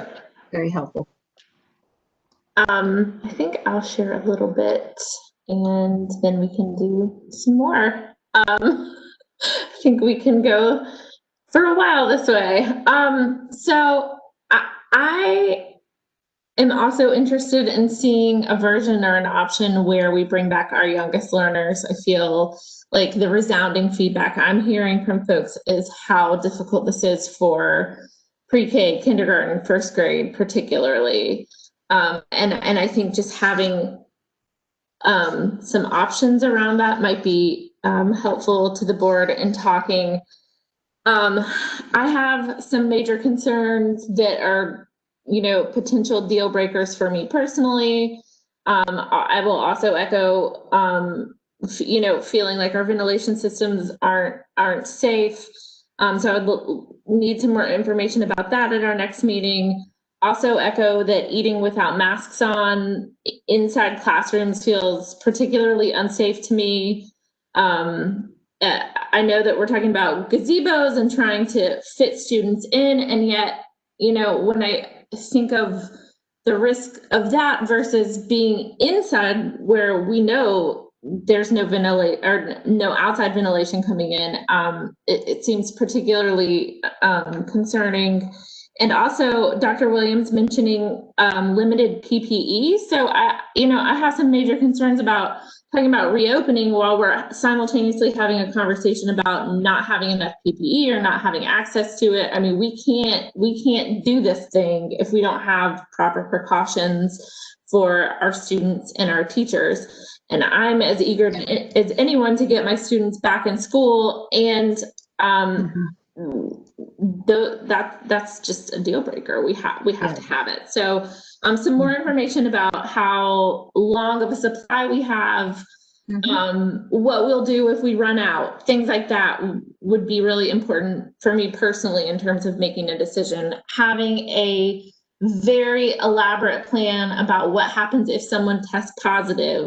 When do we quarantine? When do we quarantine teachers? Do they get paid to stay home if they're not able to be in school? You know, when do we quarantine classrooms? Do we quarantine siblings? I mean, it just goes on, and I don't think I need to list it all here because I think you understand what I'm getting at, but I need all of that before I can approve a plan. Yeah. No, I'm sorry. Go No, I ahead. was going to say, I totally get it. We are working on a document that will have all of that information in it. So working very hard on that. So yeah. And I know that the Be able to district share and that. staff has done a lot of work that, you know, isn't finished and you know, being presented just yet. But in terms of me voting on a plan, that's what I will need. So I just want to be transparent, like Ms. Smiley was talking about, and what I'm going to need in order to be able to approve these plans.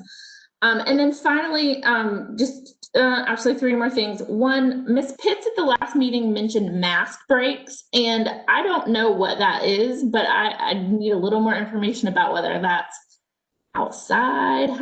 What are mask breaks and how's that fitting in? Then the 2 other things, the 2 broad strokes I have are the timeline, and I know I've shared this with you personally, Dr. Felder, that feels much too fast for my comfort level. So some options where we are phasing in a little bit slower would be more comfortable to me, and really proving our systems are safe for our staff members before we're rolling in everyone. Building that trust and buy-in, as Ms. Smiley was talking about, feels really incredibly important to me in this time. And the final thing I'll say, and this is just for the board, is that if we're going to do this, I hope that we will all get on a school bus with our masks on and ride around to our different schools, walk through them, sit in classrooms, talk about how it's going to work at each school. If we're asking our students and teachers to be back, I don't know. I mean, maybe we need to be having board meetings in person. I just feel like if it's good enough for our staff, then it has to be good enough for us. And I'm nervous, and I want to open schools, but I'm nervous. So I just want to make sure that whatever we're approving is good enough for our families, for us. I guess I'll just leave it at that for now, and open back up the floor for anyone else who wants to comment. Ms. Moore, did you raise your hand? Yes, I did. Okay. So just a few things. I don't require an answer, but just some things I was thinking about. So I know they said about being short on some PPE. So I was wondering, what are the protocols for the buildings being clean, even though, it's been stated we're short on PPE. Also, I was wondering, what is the process for screening staff and visitors when they arrive on campus?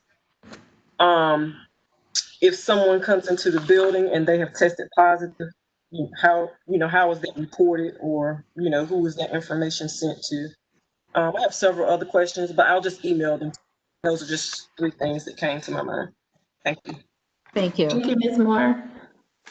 Well, Ms. McKenzie, I wasn't going to weigh in because I came to this meeting to vote on hotspots. I thought we were going to do this Monday. I will send my concerns or my thoughts to you so that we could, but my main thought is that I wanted us to develop that proactive plan for when a student or a staff member tests positive with COVID-19, because that will happen. So I'll send you my my list. Thank you, Ms. Stevens. Mr. Atherton? So I had a follow-up question, Dr. Felder, to what you and Bonnie had originally talked about the virtual and in-person. And the question I have, which hadn't come up but would come up now, are there any teachers that will have virtual academy students and students that will be in the physical brick and mortar at the same time? Meaning, they have students that are partially virtual academy and brick and mortar, meaning they're now dealing with that versus a strict virtual academy that's just virtual academy, meaning the teacher's only dealing with a virtual academy students. Does that make sense? I believe I understand your question. Yes, that is possible. So it is possible that, again, if you think about it now, everyone is virtual, right? Or engaged in remote learning. And let me go back and just redefine virtual learning, virtual academy. That is simply another way of saying 100% remote, right? So students who have currently identified as virtual academy, meaning we want to stay 100% remote, they are in the same classrooms with other kids who, when the opportunity, when it's safe to do so, may opt to, if our next step is Plan B, to do Plan B. If it is on a alternating schedule, the Plan B students, some will be in school one week and the other cohort would be remote with the students who are staying remote. And if you are remote, your instruction is coming to you via synchronously and asynchronously.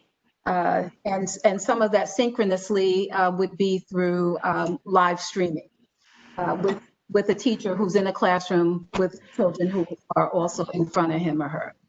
Okay, so there may be a change that for some classes they'll experience just a way slightly different than it was done before. Oh, yeah, it would be different because you will have some students who are in person versus all of your students who are remote. Yeah, some will be remote, some will be in person. Mhm. Okay. But they are receiving, well, yeah, I don't complicate it any further. Right, right. No. We don't have to drain that. I just was curious if there were that combination, and you've confirmed it. That's certainly a scenario. Okay. The next question I had is, or I guess not so much a question, but a statement is, I was thinking also, as mentioned, bringing back just K through 2 and a much more staggered approach. But if we brought in K through 2, and this is just back of the envelope, Okay. if we brought back K through 2 and utilized all classrooms, which means we would need additional teachers. If we assume 3 grades times 4 classes each, that's about 12 teachers needed times 7 schools, which would be about 84 teachers needed if we were going to do that. Just back of the envelope calculation of what I believe that would require. So I think as we get these proposals, we need to have this kind of information, Dr. Felder, just staged, because I until I had done this calculation, it sounds like a great thing to do, but we're not going to find that many teachers, and I don't think it's sustainable either if we had to do it that way. I guess, Mr. Atherton, I'm not clear on why we would need that many I'm not clear on where if we're using an alternating schedule. No. That is to avoid. Yeah, one of the recommendations was, instead of doing the alternate, to bring back K1 I see what you're saying. Yeah. and use the other classrooms for 3 through 5 and have both there at the same time. I see. Yeah. So if I do that with just the back of the envelope calculation, right? Some would be 4, some would be 3 classrooms, but I mean, it's a significant number of teachers to try to do that. You're absolutely correct, because of the need to social distance, and that is an issue.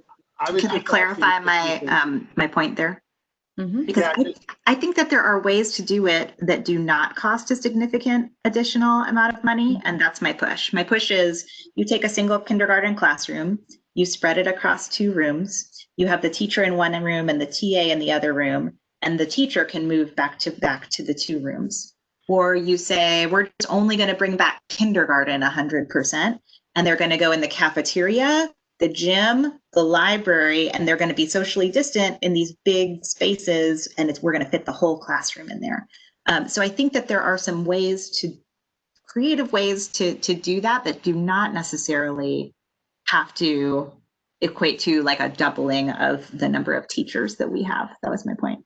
Right. And so that's why I was asking any of the proposals that come back, they give us that perspective of however they're doing it. So like you could add the clarity on, hey, what I was thinking was this instead, because when I heard it, I was like, wow, that's going to be a lot of teachers, but the clarity, that makes sense.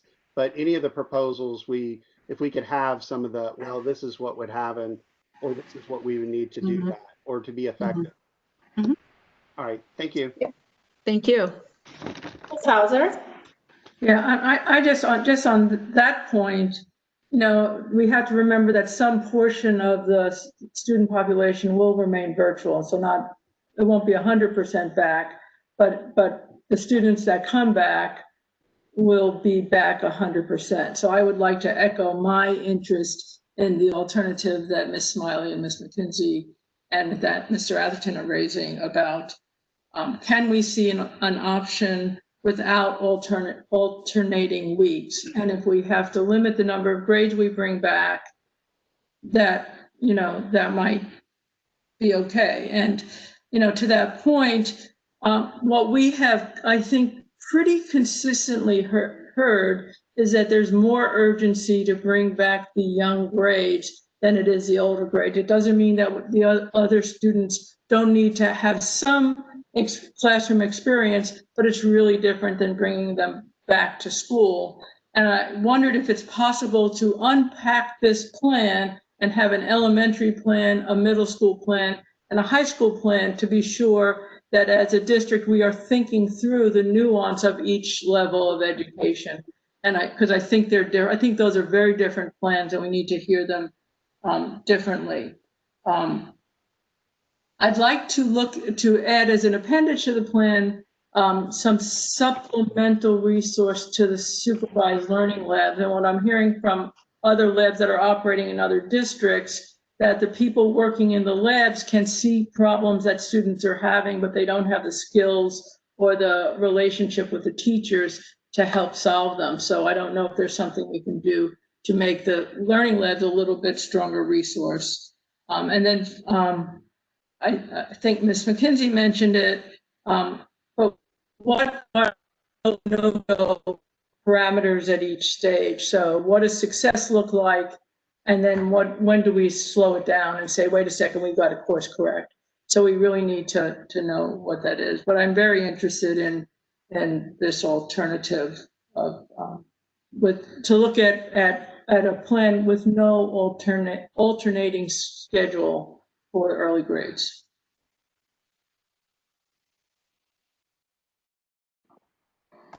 Thank you.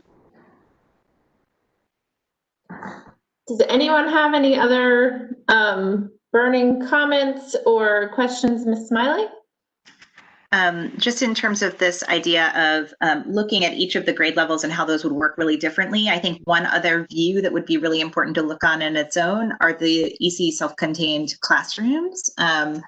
I was on the ABC collaborative call, Dr. Felder, I know that you were there as well last week, particularly about these students and discussing, you know, students who have challenges with mask wearing and things like that. So I do think there are some specific things we should make sure that are thought all the way through there and that we understand exactly what those are. So are those staff members then being provided with like N95 masks and face shields or something like that in order to, if we know that some of those students won't be able to wear a mask, how are we then compensating? So just thinking about some of these distinct groups. And yeah, I mean, I think it would just be helpful to me to understand any plan in context. What are the other options that we considered? So one option beyond this idea of like bringing back K2 students at 100% time, a different option that I thought about was, you know, the idea that we know that there are some students that remote is not working as well for, and should we start really small with opening up classrooms and try to get one classroom at each grade level in elementary school, right? One teacher who volunteers to do that. and we use a semi-MTSS process, right? For teachers to identify who are the students that this is working least well for right now, and can we get them into that classroom, and sort of prioritizing together which students to bring back in person. That's like a totally different way, right, of thinking about how we might do Plan B, in the idea of getting, you know, the equity sense of like getting different students the different things they need. That's one just totally other off the wall idea that I had about how we might approach starting small. And so I would be curious to know, what are the different options that we've considered? And sort of how are we making this decision? Like how is this arising as the best option? Thank you, Ms. Smiley. Thank you. Ms. Hauser?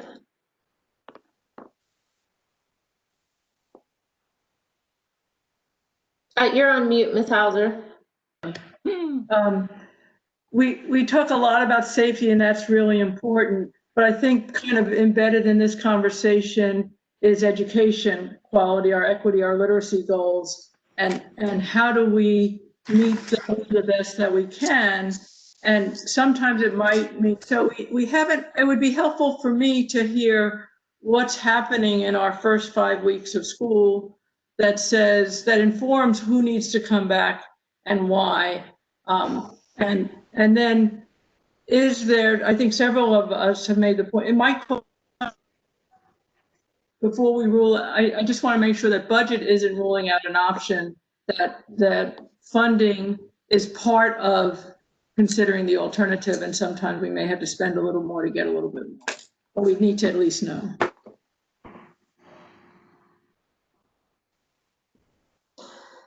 Those are all such important points. Thank you, Ms. Hauser. Is there any other feedback or questions we'd like to ask tonight? Mr. Atherton? Oh, I'm sorry, Ms. Stevens. Ms. Stevens, you can go ahead. No, go on, Will. No, the only comment I was going to make was I just want to make sure that, you know, the community and everybody else listening knows that we're not discussing doing anything right now. We're discussing the options around what it would look like if we so did that. So I just want to make sure everybody knows that this hasn't been a discussion on moving forward as quickly as possible. It's really us just trying to make sure we're asking all the questions, getting them all out, getting some understanding around it, and making sure that we pull in teachers and others so everybody understands what it would look like. This in no means has an indication of what will be decided on next Monday. I just wanted to throw that out there so nobody thinks that, hey, this is a done deal for Monday either way. Thank you. Ms. Stevens? Oh, that's fair. I think I forgot my thought. Oh, I know what it was. And I wanted to weigh in because a few people have reached out to me regarding the K2, and I want to join you all with your comment that is our preference. I'd like to have. I feel strongly about the K2 coming back fully. Thank you, Ms. McKenzie. Thank you, Vice Chair Stevens. Ms. Doyle? If we're able to elaborate, Dr. Felder, in some of our other email conversations, could you just remind me or clarify for everybody that there are surveys going out at this point for staff, I believe, and is it also this week that some of the teacher focus groups have begun at the different grade levels? I'm just trying to remember what other feedback is kind of planned out for this week in advance of next week's board meeting. Yes, so the plan is to administer surveys this week to families, to staff, all staff, not just to teachers, to all of our staff. There are some teacher focus groups this week, meetings with principals this week as well. Thank you for asking that and elevating that, Ms. Yes. Doyle. And I know that teachers being involved in whatever plan we are chewing on is really critical to this board. I've heard every single board member express how important it is for our teachers to be a part of the planning process, because we know that the best collaboration is going to come with hand in hand with the people who are on the front lines doing the plans that are made. So thank you, Ms. Smiley. I agree with that. And I just wanted to thank you, Dr. Felder, for bringing us something that I know is very much in draft form and that I know is still hasn't gone through all of that process yet. You know, the reality is, if we're looking at recommendations from the metrics task force next week, and if we are potentially going to be asked to be making a decision, like, we have to start getting out all of these questions that we have and start hearing what the basics of this draft recommendation are. And so I appreciate you bringing this and us being able to start having this conversation, even though I know that sort of the nature of us being a board, we're sort of doing this all in public in a way that, like, you know, hopefully we won't freak anybody out by starting to have this conversation right now, but just wanted to thank you for bringing this to us. No, thank you, Mrs. Smiley. It's an important conversation to have. So thank you.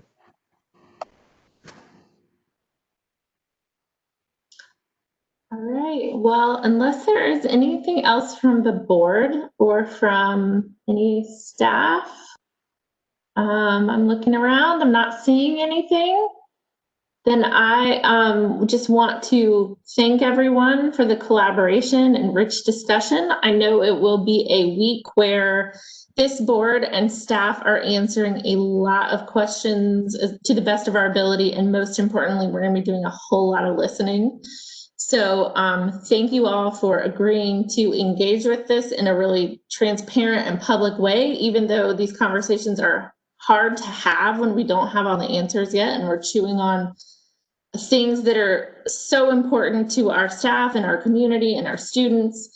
I'm appreciative of this space and for all of the feedback we're receiving from our community and all of the incredibly long hours and hard work our staff and teachers and administration are doing to keep the education moving forward and to help us transition into Plan B as soon as we're able to do so safely. I also just want to highlight that whatever decision is made is the board will own. So if the community has questions, please leave the board and the administration to answer those questions and let our teachers focus on educating our precious students right now. So with that, I will take a motion for adjournment. So moved. Second. I have a motion from Ms. Smiley and a second from Ms. Hauser. Mr. Atherton? Yes. Ms. Doyle? Yes. Ms. Hauser? Yes. I vote yes. Ms. Moore? Yes. Ms. Smiley? Yes. Ms. Stevens? We are adjourned, everyone. Have a great night. Good night. Thank you. Bye.